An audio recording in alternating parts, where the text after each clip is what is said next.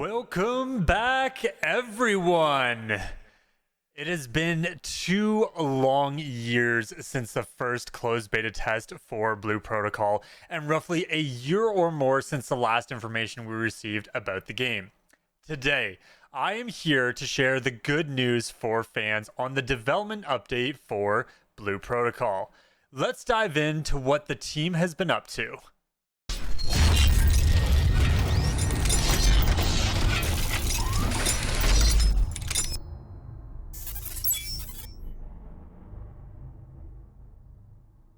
Hello, Blue Protocol fans. I'm your host, RoboGamer1HD, and once again, I am very happy to be back in the saddle and sharing more information on the beloved game that everyone knows and has heard about.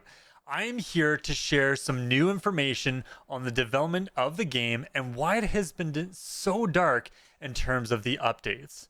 Earlier this week, Satoyoshi Shimooka posted on the official Bandai Namco website a blog post regarding the development and path that led them to this very point in time. Today, I am going to read that article and discuss a little on my thoughts about the game and what has been going on in the background. First of all, I would like to say a special thank you to the database Discord for translating the article and sharing it. All right. Let's begin. From the beginning of the article, they have a little boxed in area that basically says a completely new title. A world expressed via overwhelming graphics and multiplayer action, as if one has entered into an anime movie. This is the concept for which Blue Protocol is being developed. Bandai Namco Online has poured its entire capabilities into overcoming the difficulties of creating a new IP and developing the genre of online action RPGs. Satoyoshi Shimooka, project lead, tells about the background of the project up to this point and his vision for the future of the game. In the beginning, he goes on to talk about the background of the project and how he basically got into making the IP for the game and other projects that he has worked on in the past, giving birth to a title challenging the world with a new IP and uncharted genres at Bandai Namco Online. He says, "I remember vividly the moment where I saw Idolish 7 being presented at a project conference, thinking, this kind of game is truly what we were supposed to create. From that moment, I've wanted to start building and growing a new IP from scratch."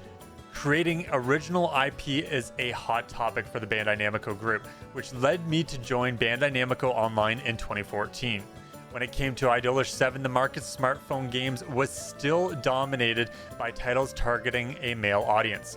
We wanted to challenge ourselves with something new, so we started to developing it targeted at a female audience to great success, he says.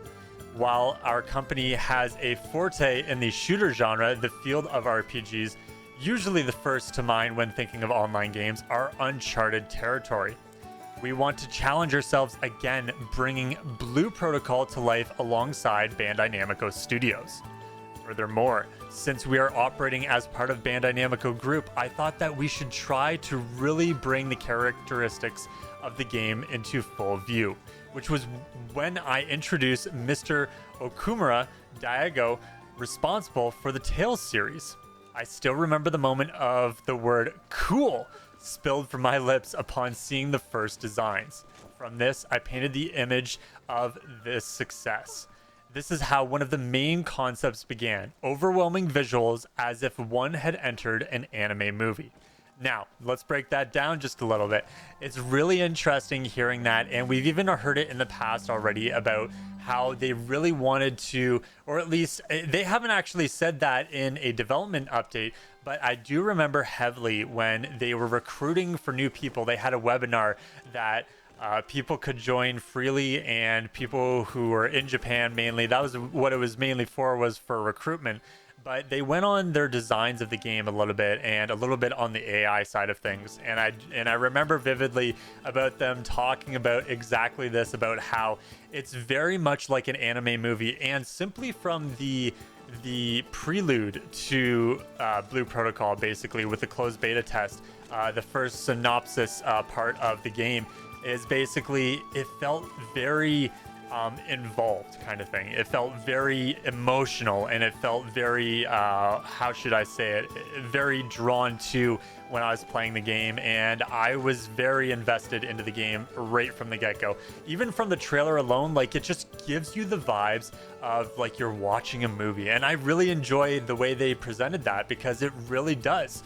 It really feels like they've got all the nooks and things that you would see in an anime movie, but on a video game. It's just that good, I feel like, and it's so inviting playing the game, and I really enjoy the gameplay mechanics. But on top of it all, I'm a big story person too, and I'm sure many of you guys are as well, and just love the story so far and just want to know what's gonna happen next. Who's this mysterious character, of course, that shows up out of nowhere in the tower? And then, of course, I mean, we already know his name, but at the same time, like, when you're first watching that trailer for the first time and you're wondering, like, who the heck is this guy?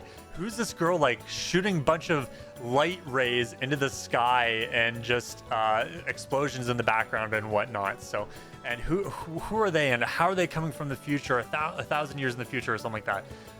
And all this stuff, and it's very interesting to me. Anyway, moving on. The current state of the project, exceeding the expectations of the fans to achieve the ultimate mission. Creating a new IP and making it a flagship title for Bandai Namco Online is easy to say, but the pressure is more immense than one would imagine. Currently, we are still improving the game and evaluating all the feedback from the users gained during the playtests through 2019 and 2020.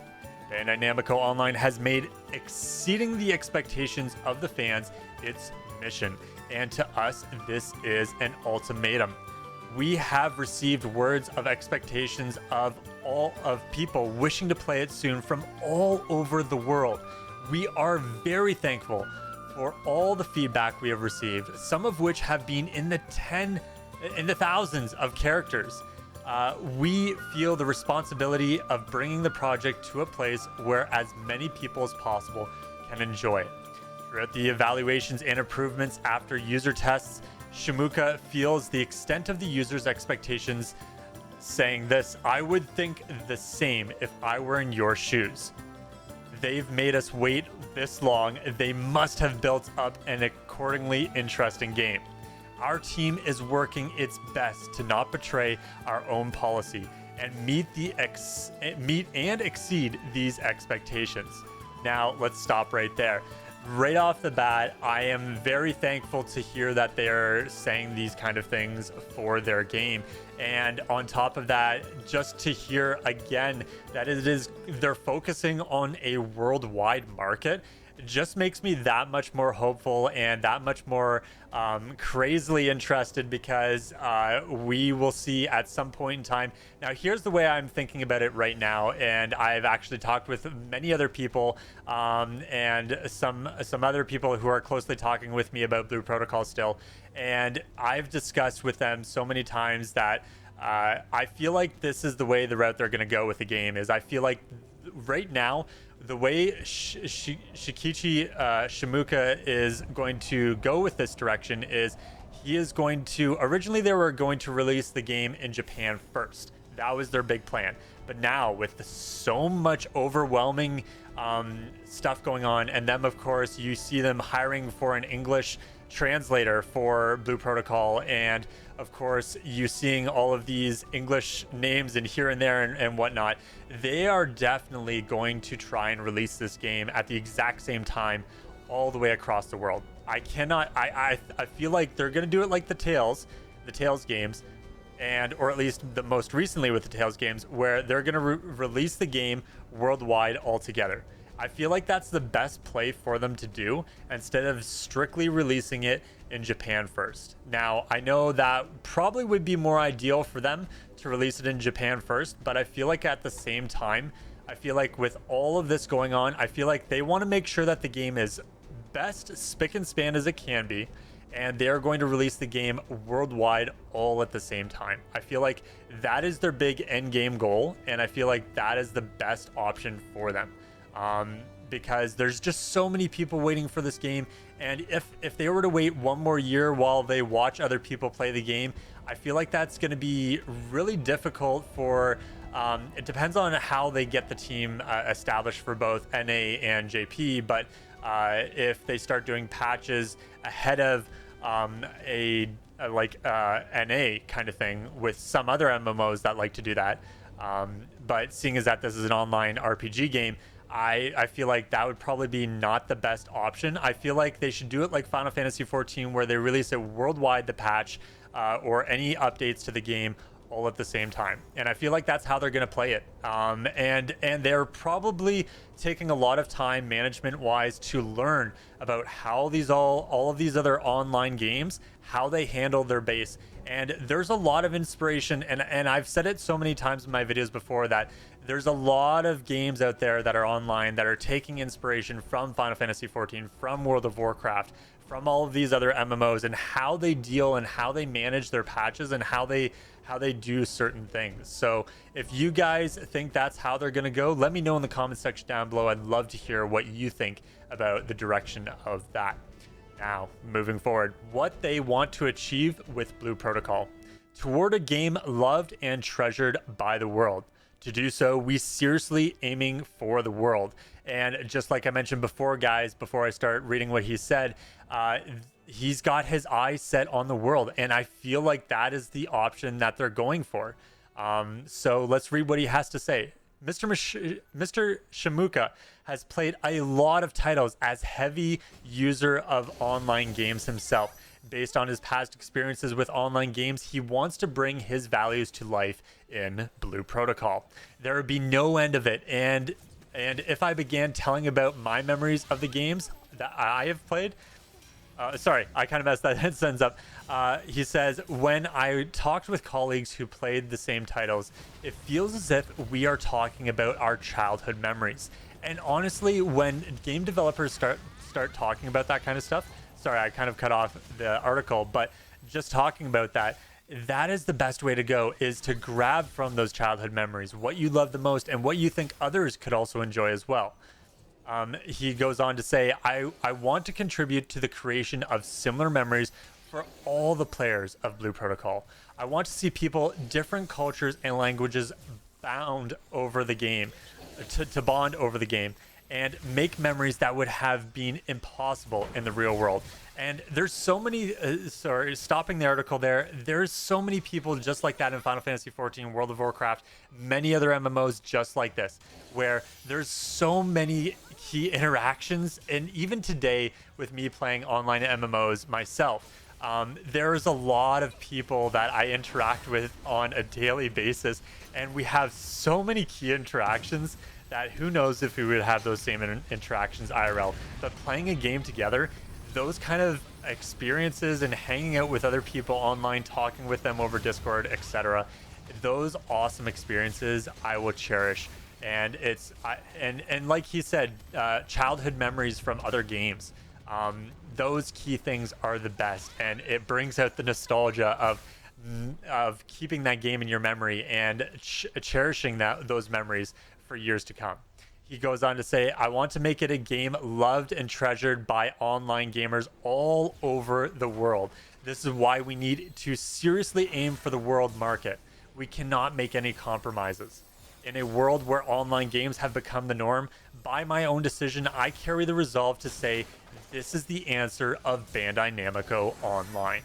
And that is where he basically ends his article, his little blog post. And mind you, I could have been a lot faster talking about this, but guys, there's so many key things in here that go to say that I feel like they're going to be releasing this game worldwide all at the same time. They're not going to go with the old style of what they said before, with them releasing in Japan first and then releasing worldwide or to other regions around the world. But the way they're expressing this now, I feel like Blue Protocol has been such a key factor in the anime genre and the RPG genre, the online genre, and close to MMOs, or basically for the MMO genre, that the way they're approaching this is very good. And I feel like, and I hope that the fans have the exact same feeling as well. It may not have been a huge developer update, but at least we know that they're still working on the game, they're still focused on it, and they still have all of their assets focused on producing Blue Protocol to the best it can be.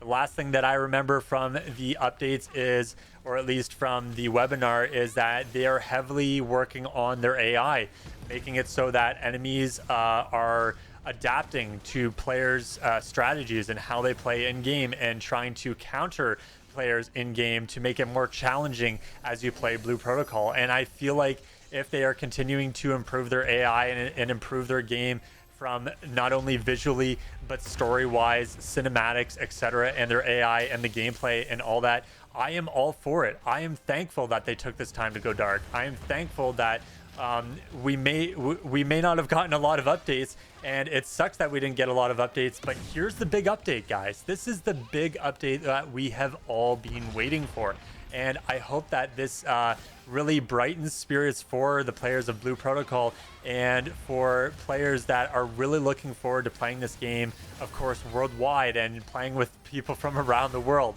I think this is going to be the answer for Blue Protocol fans, and I really hope that we start to get more updates going forward, because while it has been, roughly a year since the last time, or year and a half that we have last heard any new information about Blue Protocol, I'm hoping that this is our answer. This is the big step forward, and that they're really looking forward to talking more about Blue Protocol from here on out. So guys, let me know what you think in the comments section down below about this developer update from Satoyoshi Shimooka. I hope I didn't butcher any of that throughout this entire time, but of course I'm not Japanese, and I'm not good at pronouncing the names as easily. So I hope that was very informative for each and every one of you guys. Let me know what you think in the comments section down below. I'm very excited for Blue Protocol, and I hope you guys are as well. All right, guys, thank you so much for watching. If you guys want to see more videos about Blue Protocol, updates, gameplay, guides, walkthroughs, you name it, I'm here for the community of Blue Protocol, and I look forward to seeing each and every one of you in my next video. This is RoboGamer1HD, over and out.